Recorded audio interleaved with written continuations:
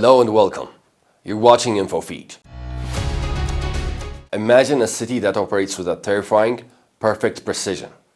Massive steel towers move in absolute synchronization. Giant vehicles glide across the pavement in complete silence. Thousands of multi-ton steel boxes are stacked with the exactness of a mathematician. There is just one thing missing: the people. This year, we're witnessing a cascade of unprecedented maritime milestones. From the ongoing expansion of Tuas Port in Singapore, slated to be the world's largest automated hub, to the rollout of fully automated container terminals in China, South Korea, and the Middle East. The era of the ghost ports has officially arrived. For the shipping cartels, this is the ultimate utopian vision. Ports that run 24 hours a day, 7 days a week, with zero human error and zero emissions and zero labor strikes. Let's look at the technology, because to be entirely fair, what these port operators have built is a masterclass in human engineering. If you step onto the tarmac of a fully automated port today, you will not see a single person in a hard hat. You will see automated guided vehicles, AGVs. These are massive, driverless trucks guided by buried transponders and 5G networks. The ship-to-shore cranes are not operated by a person sitting in a cabin 150 feet in the air. They are operated by algorithms. If human intervention is needed, a technician sits in an air-conditioned control room miles away, holding a joystick and managing 4 or 5 cranes simultaneously via camera feeds. And the math is undeniable. A traditional port takes days to unload a 24,000 TEU megaship. An automated port does it in a fraction of the time. The cranes do not take lunch breaks. The AGVs do not get tired. We must acknowledge why this is happening. During the supply chain crisis of the early 2020s, the global economy was brought to its knees by congested ports and labor shortages. The automated port is the cooperative vaccine to that chaos. Furthermore, they are genuinely green. Nearly all of these new automated terminals are fully electrified, dropping greenhouse gas emissions in these coastal zones to nearly zero. The machine works flawlessly, but a machine does not exist in a vacuum. It exists in an economy. And while the automated port is a triumph of efficiency, it is also the executioner of one of the largest great pillars of the middle class. For over a century, the dock worker was the aristocrat of the blue-collar world.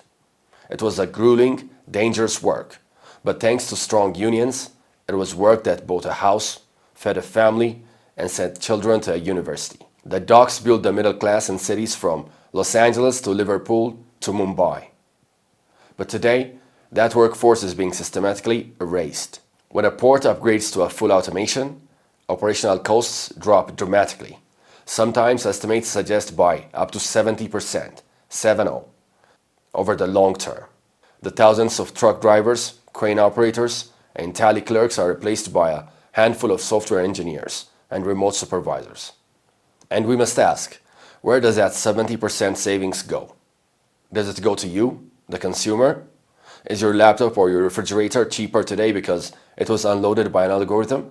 The savings are absorbed into the profit margins of the state-backed port authorities and the multinational shipping cartels.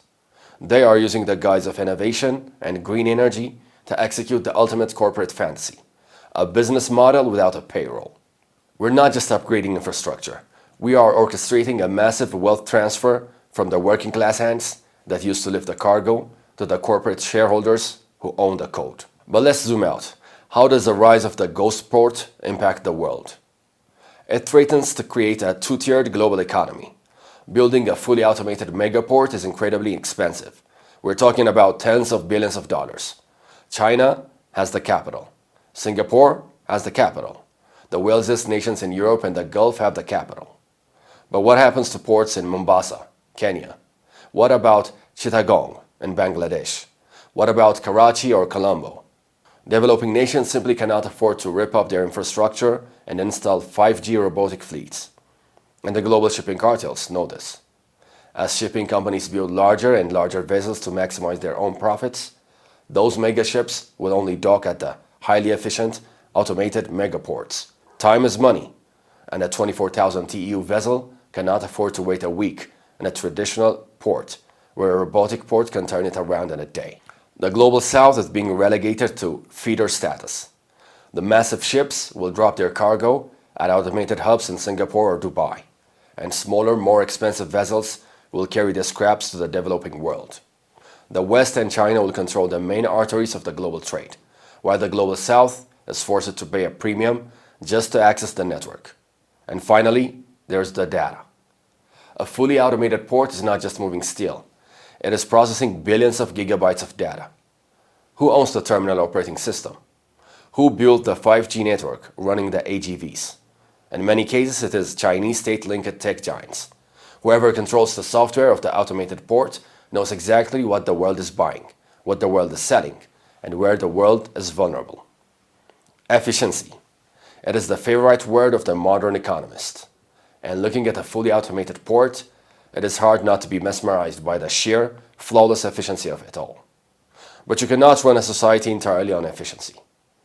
An automated guided vehicle does not buy groceries at the local market. A robotic crane does not pay income tax to fund public schools.